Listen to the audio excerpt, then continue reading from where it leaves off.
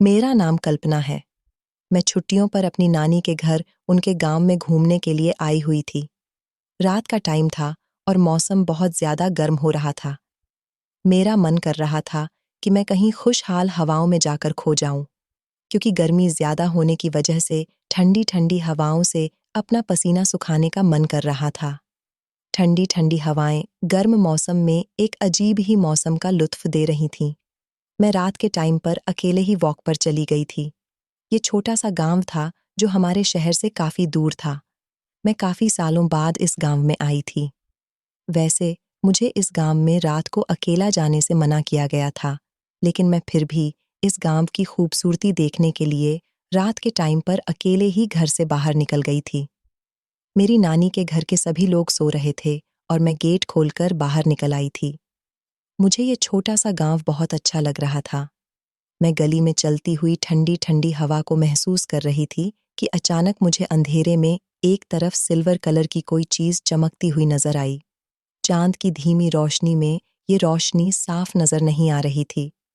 शायद ये किसी मोबाइल या टॉर्च की रोशनी थी, मगर मैं इस हल्की सी रोशनी को देखकर एकदम सावधान हो गई थी और देखने की कोशिश कर रही थी कि रात के इस टाइम पर इस गांव में क्या हो रहा था।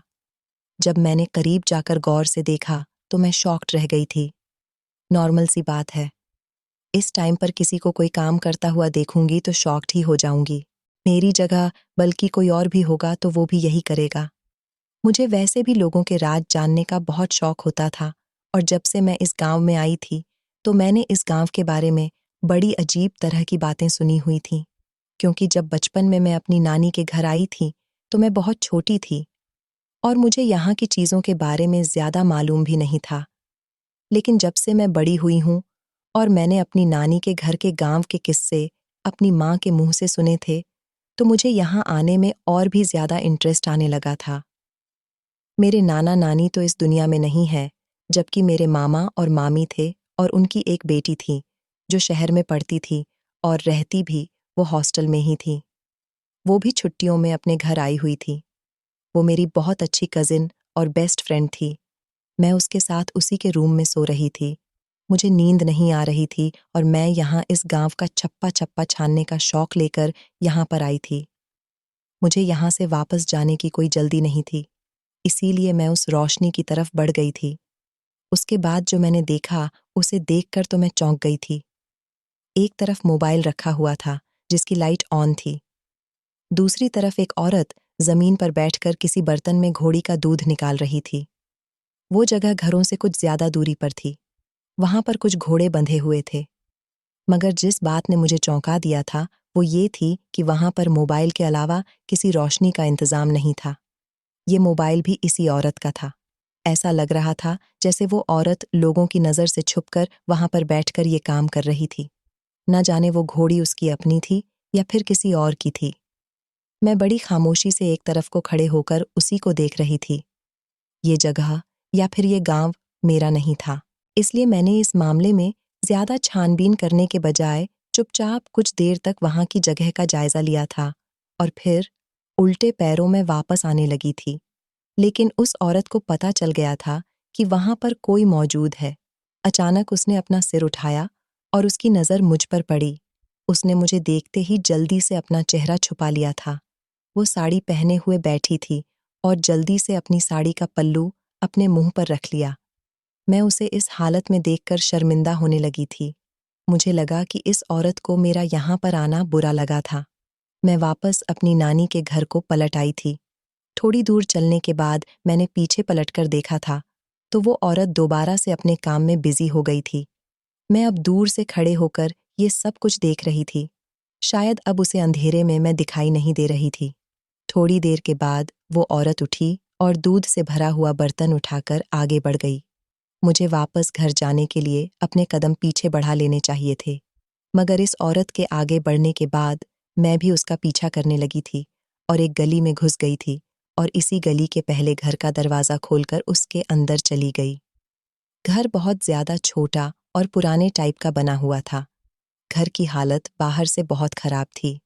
दरवाजा भी लकड़ी का बहुत पुराना सा था। मैं वहीं दरवाजे पर रुक गई। मेरे लिए फैसला करना मुश्किल हो रहा था कि मुझे वापस जाना चाहिए या फिर इस मैटर को एकटक देखना चाहिए। मुझे ना जाने क्यों बर्तन के अंदर घोड़ी का दूध डालना बड़ा ही अजीब और गंदा सा लग रहा था।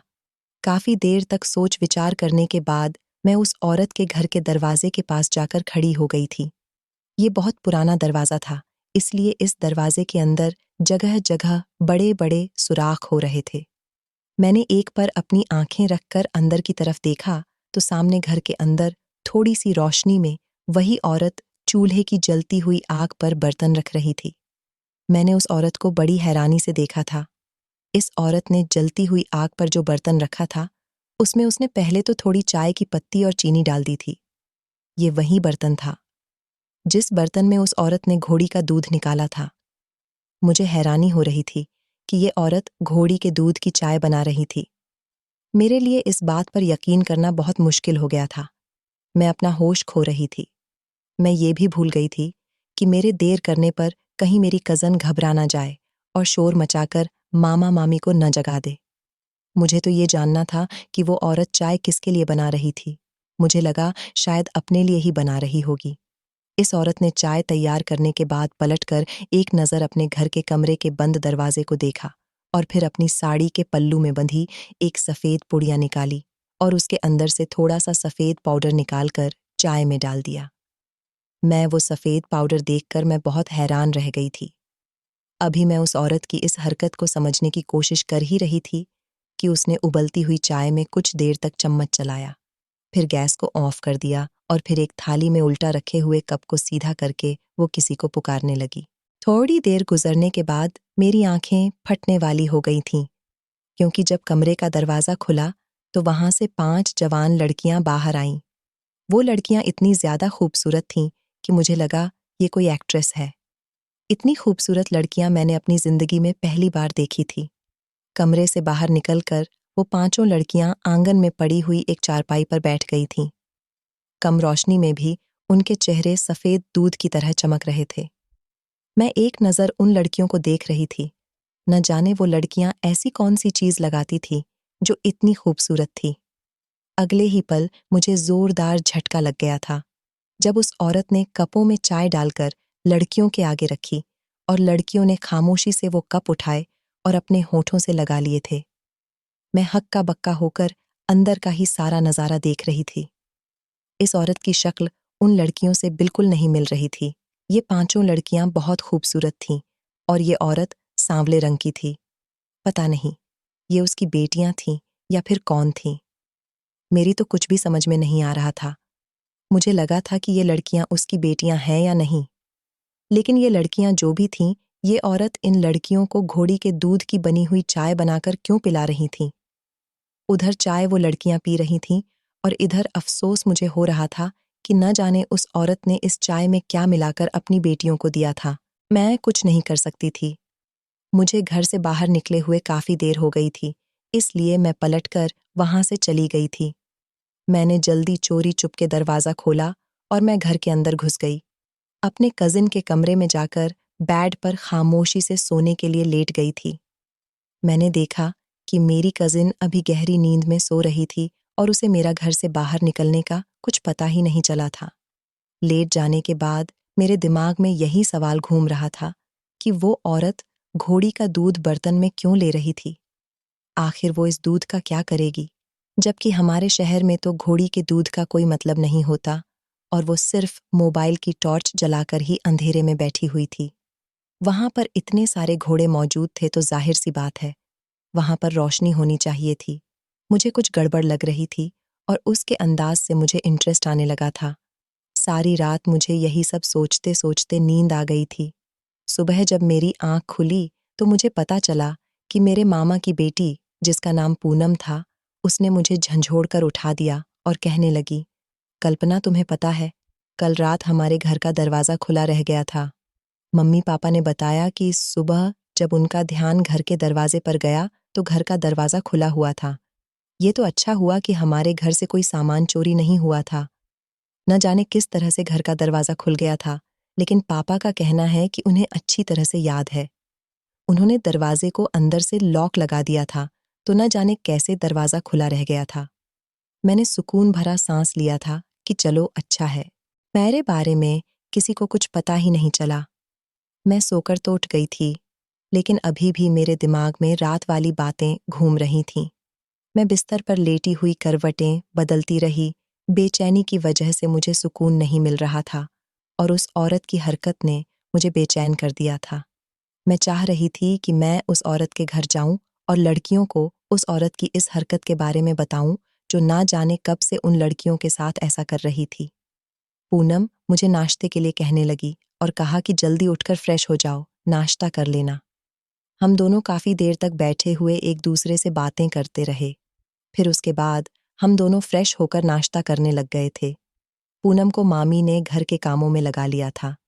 मैं मामी से परमिशन लेकर घर से बाहर निकल गई थी। मुझसे अब खामोश नहीं बैठा जा रहा था, क्योंकि मेरी फितरत इंटरेस्ट लेने वाली थी।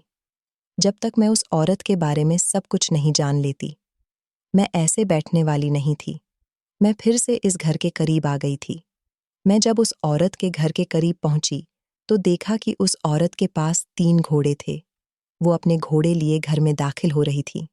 मैं ये देखकर हैरान रह गई और घर से कुछ फासले पर रुककर उस औरत के अंदर जाने का इंतजार करने लगी। वो औरत तीनों घोड़ों को लेकर अंदर जा रही थी और अंदर जाने के बाद उसने घर के दरवाजे को बंद कर लिया। मैंने जल्दी से आगे बढ़कर उस घर के दरवाजे से अंदर झांका, तो वो 5 लड़कियां जमीन पर सोई हुई थीं। वो औरत तीनों घोड़ों को भी उन लड़कियों के करीब ले गई। अभी मैं यही सब कुछ देख रही थी कि अचानक जल्दी से मेरा ध्यान दरवाजे की तरफ चला गया और वो नाजुक सा दरवाजा जोर से खटकने लगा। दरवाजा खटकने की आवाज पर उस औरत ने घबराकर दरवाजे की तरफ देखा। उस औरत के चेहरे की हवाइयां उड़ रही थीं, जैसे उस औरत की कोई चोरी पकड़ी गई हो। वो घोड़ों को छोड़कर भगती हुई दरवाजे की तरफ बढ़ी, तो मैं जल्दी से वहां से हटी और तेजी से भागती हुई उस औरत के घर से भाग आई। अपनी इस गिरी हुई हरकत पर मैं शर्मिंदा होकर वापस अपने मामा के घर चली आई। मुझे डर था कि कहीं वो औरत घर से बाहर निकलकर गली का जायजा लेने लगी, तो कहीं मुझे देखकर घबरा ना जाए। एक वजह यह भी थी कि अगर आज वो मुझे देख लेती और मैं उसकी नज़र में आ जाती, तो शायद सच्चाई के बारे में पता लगने से पहले ही वो सावधान हो जाती और मैं सच्चाई के बारे में कभी नहीं जान पाती कि वो औरत उन तीनों घोड़ों को घर के अंदर क्यों ले गई थी और घोड़ी के दूध की चाय बनाकर उसने उन लड़कियों को क्यों पिलाई थी। मैं वापस अपने मामा के घर आ गई थी। मेरा दिल बहुत तेजी से धड़क रहा था और मेरा पूरा शरीर पसीने में हो रहा था। मेरा दिमाग उलझा हुआ था।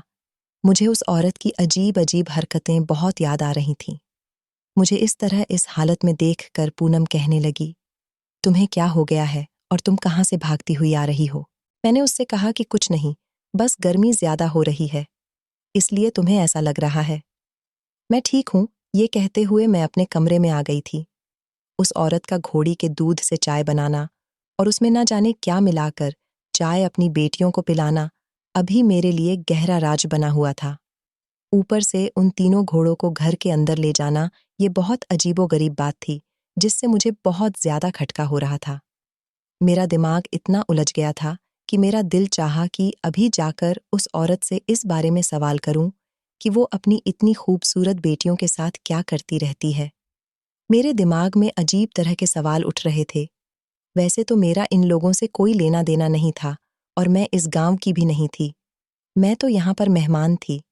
मुझे तो कुछ दिनों के बाद यहाँ से वापस लौट जाना था, मगर फिर भी मुझे उस औरत के बारे में जानना था और मुझे बिना कुछ भी जाने सुकून नहीं मिल रहा था।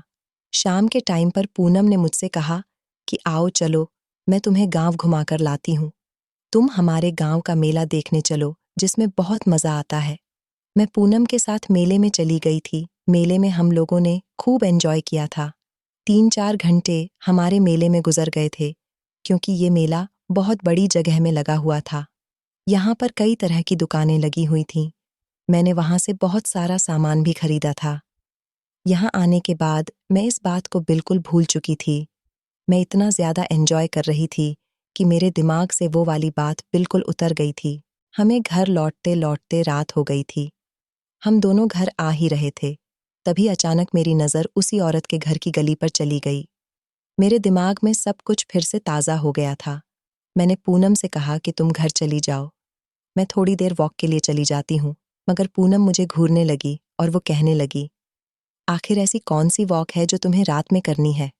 मैंने कहा, हल्की हल्की हवा चल रही है, हमारे शहर में तो इस तरह से हमें हवा लगती ही नहीं है, तो मैं यहाँ एंजॉय कर लेती हूँ।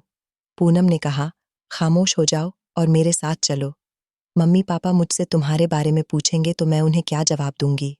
मैंने कहा, प्लीज यार, मुझे एंजॉय करने दो ना, ये तुम्हारा गांव है, तुम तो यहाँ आती रहती हो, मैं नहीं आती हूँ। मैं अब यहाँ से जाऊंगी तो ना जाने कितने सालों बाद मेरा यहाँ पर आना होगा, इसीलिए तुम प्लीज मामा मामी से कोई भी बहाना बना देना। पूनम ने मुझे छेड़ते हुए कहा, कहीं तुमने यहाँ किसी को पसंद तो नहीं कर लिया है जो चोरी चुपके उससे मिलने जाने लगी हो? लगता है तुम्हारा कहीं दिल लग गया है, तुम्हें घर में सुकून नहीं मिल रहा।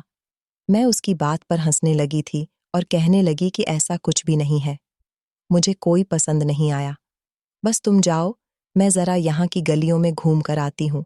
लेकिन पूनम थी कि कुछ भी सुनने के लिए तैयार ही नहीं थी। मैं पूनम को टालने के लिए उसके साथ घर चली गई थी। मैंने उससे कहा कि सच में ये गांव बहुत अच्छा है, यहाँ रात के टाइम जो हल्की हल्की ठंडी ठंडी सी हवा चलती है वो मुझे बहुत अच्छी लगती है। पूनम मेरी इस बात से खुश हो गई थी और कहने लगी कि मुझे खुशी हुई कि तुम्हें यहाँ पर आकर अच्छा लगा है, वरना तुम तो बुलाने पर भी कभी यहाँ नहीं आती हो। मैं उसकी बात पर हंसने लगी थी। पूनम और मैं बचपन से ही एक दूसरे के कांटेक्ट में रहे थे, क्योंकि पूनम जिस शहर में पढ़ाई करती थी उसी शहर में हमारा घर था। पूनम का जब दिल करता था तो वो हॉस्टल में रहने के लिए चली जाती थी और जब दिल करता तो हमारे घर रहने के लिए आ जाती थी। इसलिए मेरी उससे बहुत अच्छी फ्रेंडशिप हो गई थी। मेरे मामा की यहाँ पर एक दुकान थी और अब वो इस दुकान से ही अपना काम कर रहे थे। इस गांव में ज्यादा कोई अमीर लोग नहीं रहते थे, सब लोग अच्छे थे और बहुत सीधे सादे थे। पूनम तो यहाँ अपने माता पिता से मिलने के लिए हर महीने में चक्कर लगा लिया करती थी और हर बार मुझसे भी कहती थी कि मेरा गांव बहुत अच्छा है, एक बार चलकर तो देखो, तुम बचपन में ही गई हुई हो, अब जाकर देखोगी तो तुम्हें बहुत मजा आएगा। लेकिन मैं सोचती थी कि मैं छुट्टियों में ही गांव जाऊंगी। हर बार जब भी हमारे कॉलेज की छुट्टियां होती तो हम पूरी फैमिली मिलकर कहीं ना कहीं पिकनिक पर चले जाते थे। हमारा गांव में आना ही नहीं होता था, मैं अपनी पढ़ाई की वजह से बिजी थी, इसीलिए यहाँ पर नहीं आती थी। अब की बार मैंने पहले ही यहाँ पर आने की प्लानिंग कर ली थी। वैसे तो मैं यहाँ पर सिर्फ 3-4 दिन के लिए ही आ रही थी, लेकिन पूनम के ज्यादा जिद करने पर मैं पूरे 10 दिन की छुट्टियों पर यहाँ पर आई थी। और यहाँ आने के दूसरे ही दिन मैंने वो अजीब औरत देख ली थी। मैं जानती थी कि अब मेरे बाकी के दिन भी इस बात को जानने में निकल जाने वाले थे। पूनम ठीक कह रही थी, मुझे उसके घर में सुकून नहीं मिल रहा था। रात को काफी देर तक मैं पूनम से बातें करती रही और सोचने लगी कि कब ये गहरी नींद में सो जाए और मैं बहाने से यहाँ से निकल जाऊं। आज भी मैंने काफी देर तक पूनम के सोने का इंतजार किया था। फिर उठकर जब मैं बाहर आई तो मैंने देखा कि मामा मामी भी सो चुके थे। मैंने जल्दी से मौका देखकर हैंगिंग वॉल से दरवाजे की चाबी निकाली और ताला खोलकर मैं घर से निकल गई। अब मुझे ज्यादा देर नहीं हुई थी, अभी काफी टाइम पड़ा हुआ था। इसलिए जब मैं उस गली में पहुंची तो दरवाजे के अंदर झांकते हुए मैंने देखा कि आज भी वो औरत ऐसे ही चाय कपों में डाल रही थी और उसके आवाज देने पर वो 5 लड़कियां कमरे से बाहर आकर आंगन में पड़ी हुई चारपाई पर बैठ चुकी थी। वो खूबसूरत लड़कियां आज भी कल की तरह उतनी ही खूबसूरत लग रही थीं। मैंने गांव की लड़की को कभी इतना खूबसूरत नहीं देखा था, जैसे कोई एक्ट्रेस बिल्कुल परफेक्ट होती है, इसी तरह से ये लड़कियां भी बिल्कुल परफेक्ट थीं। न कहीं से मोटी थी और ना ही कहीं से पतली थी, ना ही उनके शरीर पर फालतू का फैट जमा था और कोई भी लड़की काली नहीं थी। सभी गोरी चिट्टी और चमकती हुई रंगत की थीं। वो सब नाजुक और खूबसूरत सी थी। मगर उन्हें देखकर मुझे अचानक कल की बात याद आ गई, जब वो औरत घर के अंदर 3 घोड़े लेकर आई थी। मैं हैरानी से खड़ी हुई घर के अंदर देख रही थी। आज मैंने ठान लिया था कि मैं पूरी बात जाने बिना यहाँ से नहीं हटूंगी। आज मैं बड़ी सावधानी से दरवाजे से हटकर खड़ी हुई थी, मगर फिर भी वो औरत डरी हुई थी, बार बार दरवाजे की तरफ देख रही थी। मेरी कल वाली हरकत ने उसे बुरी तरह से डरा दिया था। जब उन लड़कियों ने चाय पी ली तो वो लड़कियां जमीन पर बिस्तर लगाकर सो गई। उस औरत ने उठकर बर्तन धोए और फिर वो भी उनके साथ ही जमीन पर लेट गई। वो सब मजे से सो चुकी थी। मैं बेचैन होने लगी।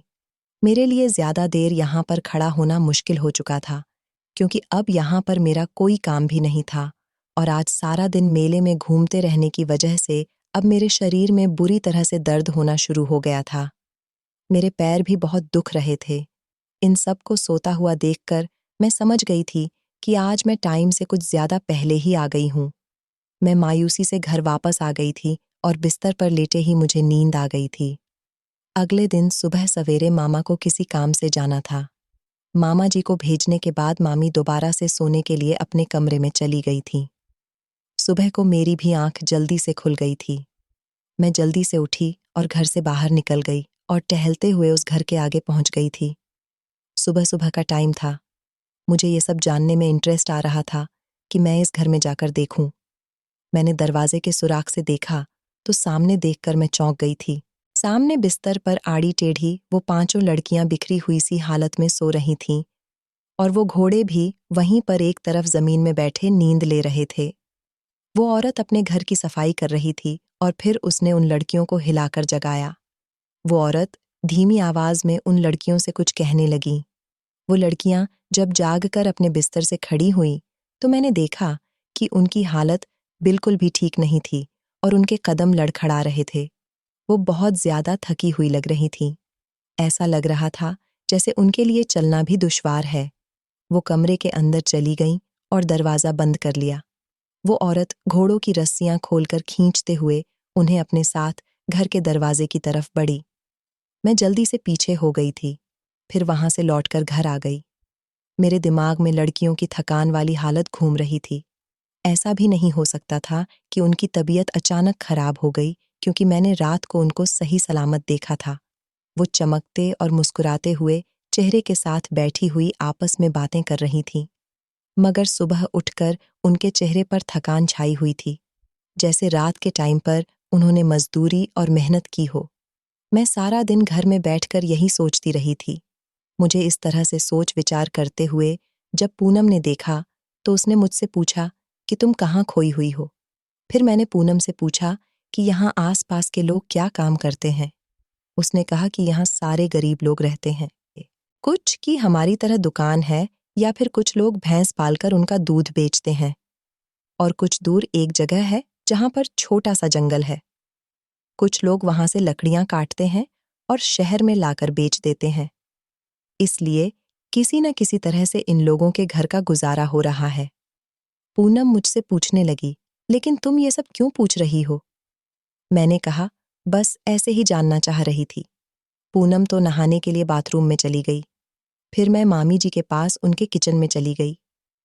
मैंने मामी से भी यही बात पूछी थी, तो उन्होंने भी यही सब कुछ बताया जो पूनम ने बताया था। मैंने मामी से कहा, आप यहाँ के लोगों को अच्छी तरह से जानती होंगी। मामी जी कहने लगी, हाँ, क्यों नहीं बेटा, हमें यहाँ पर रहते हुए इतने साल हो गए। मैं यहाँ पर लगभग सभी लोगों को जानती हूँ। मुझे घर के काम में फुर्सत नहीं मिलती, इसलिए मैं ज्यादा किसी से मिलती जुलती नहीं हूँ। मगर यहाँ के लोग बहुत अच्छे हैं और जब भी किसी से सामना हो जाए तो बहुत अच्छे से मिलते हैं। फिर मामी खामोश हो गई और थोड़ी देर के बाद कहने लगी, सिवाय एक औरत के। मैं मामी से उस औरत के बारे में जानना चाहती थी, इसलिए सब कुछ मैं मामी जी से पूछने की कोशिश कर रही थी। मैंने मामी से कहा, कौन सी एक औरत? तो उन्होंने मुझे बताया कि हमारे गांव में एक विधवा औरत रहती है। वो बहुत ज्यादा कड़क मिजाज की है और अपने काम से काम रखने वालों में से है। मैं गौर से मामी की बातें सुन रही थी, तभी अचानक मैं चौंक गई। वो उस औरत के बारे में बात करते हुए कहने लगी कि हमारे गांव के बीच जगह में जो गली है उसमें पहला घर है। उस घर में एक औरत रहती है। वो औरत किसी से ना तो बातें करती है और ना ही किसी के घर आना जाना रखती है। इस औरत का कोई काम नहीं है और ना ही उसका पति है। काफी सालों पहले उसके पति ने इस औरत को छोड़ दिया था। इसके पास 2 घोड़े हैं और 1 घोड़ी है। गांव में किसी ने भी इसको कोई काम करते हुए नहीं देखा। वो औरत अक्सर अपने घर का राशन लेने के लिए तुम्हारे मामा की दुकान पर आ जाती है। पता नहीं उसके पास पैसे कहाँ से आते हैं और वो किस तरह से पैसे कमाती है। मैं ये सुनकर चौंक गई और कहने लगी कि अगर वो कोई काम नहीं करती तो फिर उनके घर का खर्च कैसे चलता है। मेरी मामी ने कहा कि यही तो हम लोगों को भी हैरत है, कभी इस बारे में किसी को कुछ पता ही नहीं चल सका और कहाँ से लाकर खाती है। भला जानवर पालने से तो घर का खर्च नहीं चलता। मैं सोच में गुम हो गई थी। अब मुझे समझ आ रहा था कि क्यों वो औरत रात को चाय भी घोड़ी के दूध की ही बनाती है। शायद उस औरत के पास इतने पैसे नहीं थे कि वो बाजार से दूध खरीदकर चाय बना सके, लेकिन वो दूध में सफेद पाउडर मिलाना और रात को घर में घोड़े ले जाना मुझे लगातार उलझाता चला जा रहा था। आज रात मैं फिर से मौका देखकर घर से बाहर निकल गई थी और उस औरत के घर के बाहर पहुंच गई। आज मैं थकी हुई भी नहीं थी और सोच कर आई थी कि जब तक सारी सच्चाई तक नहीं पहुंच जाऊंगी, मैं यहां से आज नहीं हिलूंगी। वो औरत चाय बनाकर अपनी बेटियों को बुला रही थी। उसने चाय बनाते हुए इसी तरह से सफेद पाउडर चाय में डाला था और वैसे ही सावधान नजरों से बार बार वो दरवाजे की तरफ देख रही थी, जिससे साफ जाहिर होता था कि वो जो सफेद पाउडर चाय में डालती है उससे वो पांचों लड़कियां अनजान हैं। फिर उसने लड़कियों को बुलाया और उसी तरह से लड़कियां बाहर आकर बैठ गईं और वो चाय पीने लगी। कुछ देर के बाद उन्होंने जमीन पर बिस्तर लगाया और वो बिस्तर पर लेटकर आराम करने लगी। मैं बाहर गली में ही खड़ी रही थी। लगभग 1 घंटे के बाद इस घर का दरवाजा खुला तो मैं चौंक कर दीवार के साथ चिपक कर खड़ी हो गई थी ताकि मुझे औरत ना देख ले। वो औरत इधर उधर गली में सावधान नजरों से देखते हुए आगे बढ़ गई थी। थोड़ी देर बाद वो वापस आई तो उसके साथ उसके घोड़े थे। वो घोड़े लेकर घर के अंदर चली गई और दरवाजा अंदर से बंद कर दिया। मैं जल्दी से दरवाजे के सामने जाकर खड़ी हो गई और झांकने लगी। सामने वो लड़कियां उठकर घोड़े की रस्सी पकड़कर उनकी कमर पर हाथ फेर रही थीं। मैं देखकर हैरान होने लगी। फिर अचानक उस औरत ने उठकर आंगन की लाइट ऑफ कर दी। घर में अंधेरा हो जाने पर मैं पीछे हो गई। कुछ देर गुजरी तो वो पांचों लड़कियां उन तीनों घोड़ों को लेकर घर से निकली। मैं भी उनके पीछे चल रही थी। मुझे हैरत होने लगी कि वो लड़कियां कहाँ जा रही हैं। लड़कियां चलते चलते इस छोटे से जंगल में पहुंच गई थीं, जिसके बारे में मेरी मामी ने मुझे बताया था। मैं इनका पीछा कर रही थी। फिर एक पेड़ के पीछे रुक गई। वो लड़कियां छोटे से जंगल में पहुंच गईं और फिर उन्होंने घोड़ों को रस्सी से पेड़ के साथ बांध दिया था और इन पांचों लड़कियों ने अगला जो काम किया उसे देखकर तो मैं दंग रह गई थी। मेरी सोच विचार में भी नहीं था कि जंगल में आकर अकेले ये पांचों लड़कियां ये काम करती होंगी। मैं जो कितने दिनों से इन लोगों की सच्चाई जानने की कोशिश कर रही थी कि आखिर वह औरत और ये लड़कियां क्या काम करती है, अब मुझे सब कुछ पता चल गया था। इस रात जो मैंने अपनी आंखों से देखा था वो मुझे हैरत में कर गया था और अपनी आंखों पर मुझे विश्वास नहीं हो रहा था। मैं अपनी आंखों से ये सब कुछ होता देख रही थी। मैं थककर वहां पेड़ से ही टेक लगाकर जमीन पर बैठ गई थी। मैं बस एक ही सोच में गुम थी कि क्या वो औरत जानती थी कि ये लड़कियां क्या काम करती हैं। मुझे याद आने लगा कि लाइट बुझाकर वो औरत सो गई थी, मगर लड़कियां उसके सोने के बाद बड़ी खामोशी से और चुपके से घोड़ों को लेकर घर से निकल आई थीं। मैं उन लड़कियों के हांफने की आवाज सुन रही थी, क्योंकि वो बड़ी मेहनत के साथ पेड़ से लकड़ियां काट रही थीं। मुझे अब समझ आ रहा था कि उस दिन सुबह सुबह घर में वो लड़कियां इतनी बेहाल और थकान वाली क्यों लग रही थीं। सारी रात वो लड़कियां भी वहीं रहीं और मैं भी वहीं पर बैठी रह गई। मुझे बार बार उन जवान लड़कियों पर नजरें गड़ाना शर्मिंदा कर रहा था, मगर उनकी थकान भरी आवाज मेरे कानों में पहुंच रही थी। सुबह होने लगी तो वो लड़कियां थकान से बेहाल होकर उन घोड़ों को लेकर वापस घर की तरफ आ गई थीं। मैं देख चुकी थी कि वो क्यों थकान का शिकार होती थी। एक साथ सारे रात से पर्दा उठ चुका था, मगर फिर भी मैं उनके पीछे गई और जब वो घर में गई तो मैं घर के दरवाजे से अंदर झांकने लगी। मैं सिर्फ ये जानना चाहती थी कि क्या ये औरत इस बात को जानती थी या नहीं। तब उन लड़कियों ने घर के अंदर आते ही घोड़े लाइन से घर के अंदर खड़े कर दिए और पहले उन्होंने पानी पिया। उसके बाद वो बिस्तर पर सोने के लिए लेट गई थी। वो औरत तब भी मजे से सो रही थी। काफी देर तक मैं वहां पर खड़ी हुई उन लड़कियों को देखती रही और फिर वापस आ गई।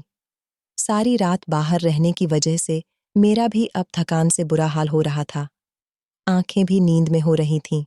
मैं वापस आकर लेटकर सो गई। अगले दिन जब मैं उठी तो गुमसुम सी हो रही थी। पूनम न जाने मुझसे किस किस तरह की बातें कर रही थीं, मगर मैंने उसकी किसी बात का कोई जवाब नहीं दिया। थोड़ी देर के बाद मामी जी कमरे के अंदर आ गईं और वो कहने लगी कि पूनम बेटी अपने पापा का खाना दुकान पर ही ले जाओ। आज वो घर पर नहीं आएंगे। पूनम ने मुझसे कहा कि चलो जल्दी से तैयार हो जाओ। दोनों मिलकर पापा का खाना उनकी दुकान पर देने के लिए चलते हैं। हम दोनों मामा जी की दुकान पर चले गए थे। मैं जो पहले से ही सोच में उलझी हुई थी, उसके साथ चली गई। हम लोग बाजार के बिल्कुल बीच में मामा जी की दुकान पर मौजूद थे और हम कुछ देर मामा जी की दुकान पर ही बैठ गए। दोपहर के टाइम मैंने देखा कि वो औरत बाजार में कुछ दूर खाली जगह पर खड़ी हुई थी। वो बड़े-बड़े थैलों में कोयला भरकर बेचने के लिए आई थी। इस औरत ने कुछ देर खड़े रहकर कोयले बेच दिए और इन पैसों से मेरे मामा की दुकान से ज़रूरत का सामान खरीदने के लिए आ गई और फिर मेरे मामा जी को सामान की एक लिस्ट थमा दी। मेरे मामा जी उसका सामान थैले में डाल रहे थे। जब सामान में मौजूद मैंने सफ़ेद रंग का पाउडर देखा तो अचानक मुझे वही पाउडर याद आ गया था, जिसको ये औरत चाय में डालती थी। मैंने हैरत से अपने मामा जी की तरफ देखा था। इस औरत का ख्याल करके मैं खामोश बैठी रही, क्योंकि उस औरत ने उस दिन मुझे रात में देखा था, इसलिए ये मेरा चेहरा भूल गई होगी। मगर मैं इसे काफ़ी दिनों से देख रही थी, इसलिए उसको पहचान गई थी। वो औरत अपना सामान लेकर वहाँ से चली गई। उसके जाने के बाद मैंने मामा जी से उस औरत के बारे में पूछा। मामा जी ने मुझे बताया कि ये हमारे गांव की विधवा औरत है। अकेली रहती है बेचारी, इसके आगे पीछे कोई नहीं। मगर बहुत मेहनती औरत है। न जाने कैसे लकड़ियां जमा करके कोयला बनाती है और फिर उन्हें बाजार में बेचकर अपना गुजारा करती है। मैं अपने मामा जी की बात सुनकर हैरान रह गई थी। मैंने उनसे कहा कि क्या सच में ये औरत अकेली रहती है? इसके घर में कोई नहीं है? तो मामा जी कहने लगे, हाँ, ये अकेली ही रहती है। इसके आगे पीछे कोई नहीं। मैं हैरान रह गई थी। मैंने उसके घर में 5-5 जवान लड़कियां देखी थीं, जबकि मामा जी कह रहे थे कि ये औरत अकेली है। तभी मुझे याद आया कि मामी ने भी मुझसे यही कहा था कि उनके गांव में रहने वाली विधवा औरत अकेली रहती है। मैं उलझ कर रह गई थी।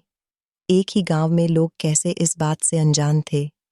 ये गांव इतना बड़ा भी नहीं था, छोटा सा ही था, बहुत कम लोगों का गांव था। इस औरत की 5-5 जवान लड़कियां थीं। पहले मैंने सोचा कि पूनम को ये बात बता देती हूँ, मगर फिर न जाने क्या सोचकर मैं खामोश हो गई और ये बात मैंने सीक्रेट ही रहने दी।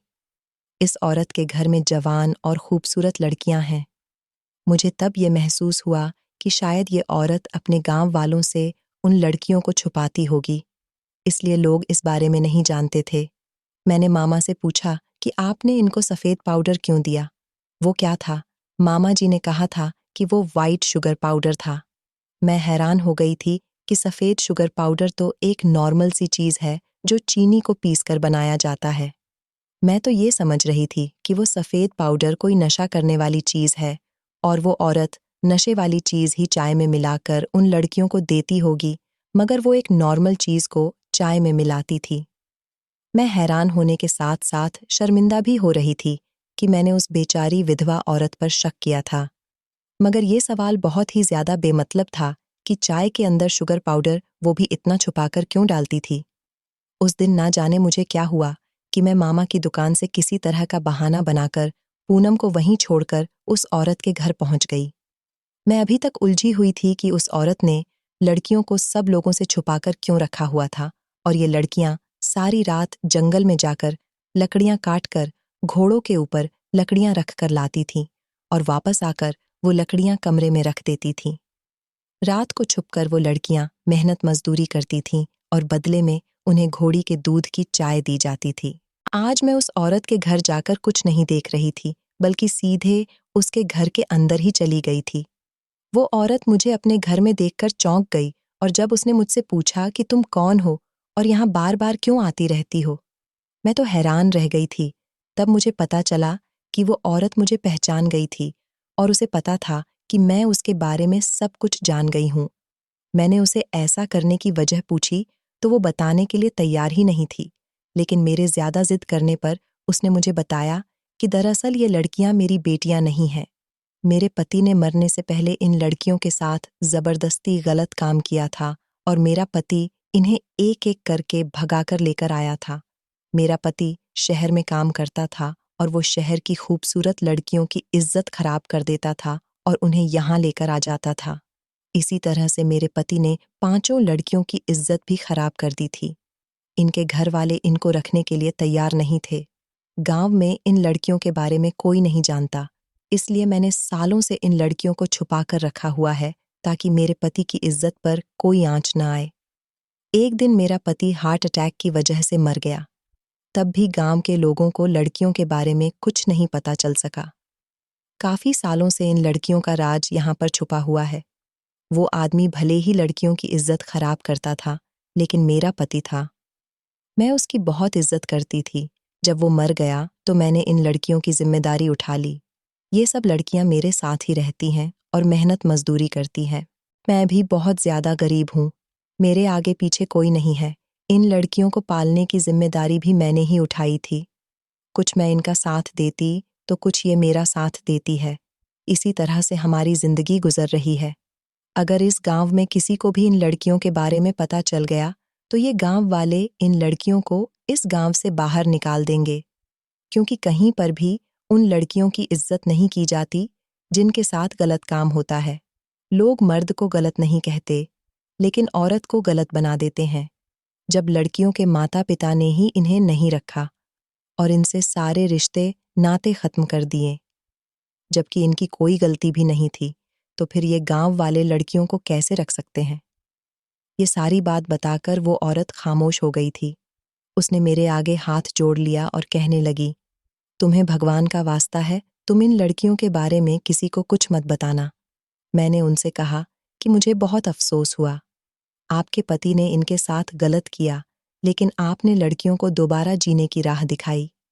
आप जैसी औरत मैंने अपनी पूरी जिंदगी में नहीं देखी, लेकिन मैंने आपके बारे में बहुत गलत सोच लिया था।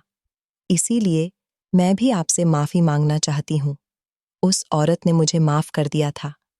मैंने उन्हें भरोसा दिलाया था कि मैं किसी को कुछ नहीं बताऊंगी, क्योंकि मैं इस गांव की नहीं हूँ। मैं तो शहर से आई हूँ, अपने मामा मामी के घर में। यहाँ पर मैं कुछ दिन रहूंगी और फिर यहाँ से चली जाऊंगी। मेरे पास लगभग 20,000 रुपये थे। मैंने उस औरत को वो पैसे दे दिए और कहा कि इन पैसों को मेरी तरफ से रख लीजिए, क्योंकि वो औरत बहुत ज्यादा गरीब थी और लड़कियों को घोड़ी के दूध की चाय बनाकर पिलाती थी ताकि उनका पेट भर जाए। अपने आप तो वो किसी दिन कुछ खा लेती तो उसका पेट भर जाता, वरना वो भूखी रहती थी। वो लड़कियां मेहनत करती थीं, इसलिए उनका पेट भरना बहुत जरूरी होता था। मैं ऐसी औरत को सैल्यूट करती हूँ जिसने लड़कियों को इस घर में छुपाकर ही सही अपने घर में जगह दी हुई थी। इस गांव में रहते हुए मुझे काफी दिन हो गए थे। अब मेरे जाने का टाइम आ गया था। जिस दिन मैं अपने घर जाने वाली थी, उस दिन भी मैं उस औरत से मिलकर गई थी और जो मैंने उसके घर में ताक झांक की थी, उसके लिए मैंने फिर से उससे माफी मांग ली थी। मैं उन लड़कियों के मुकाबले अपने आप को बहुत खुश नसीब समझती हूँ, क्योंकि कुछ लोगों की जिंदगी बहुत ज्यादा कठिन होती है। तो इस कहानी के बारे में आपकी क्या राय है? कमेंट करके जरूर बताइएगा दोस्तों, आपको हमारी ये कहानी कैसी लगी? आप हमें कमेंट बॉक्स में जरूर बताइए। यदि आपके पास भी ऐसी कोई प्यारी सी कहानी है या फिर ऐसी कोई कहानी जिससे कुछ शिक्षा मिले, तो आप हमारे साथ उसको जरूर शेयर करें। दोस्तों, यदि आपको हमारी ये वीडियो अच्छी लगे तो आप हमारी इस वीडियो को लाइक शेयर जरूर करें और ऐसी ही दिल को छू लेने वाली प्रेरणादायक कहानियां सुनने के लिए हमारे चैनल को भी सब्सक्राइब करें। यदि आप हमें फेसबुक पर देख रहे हैं तो आप हमारे फेसबुक पेज को लाइक और फॉलो जरूर करें। तो दोस्तों, फिर मिलते हैं ऐसी ही जबरदस्त कहानी या टिप्स के साथ नई वीडियो में। तब तक के लिए धन्यवाद। आप सभी अपना ख्याल रखना।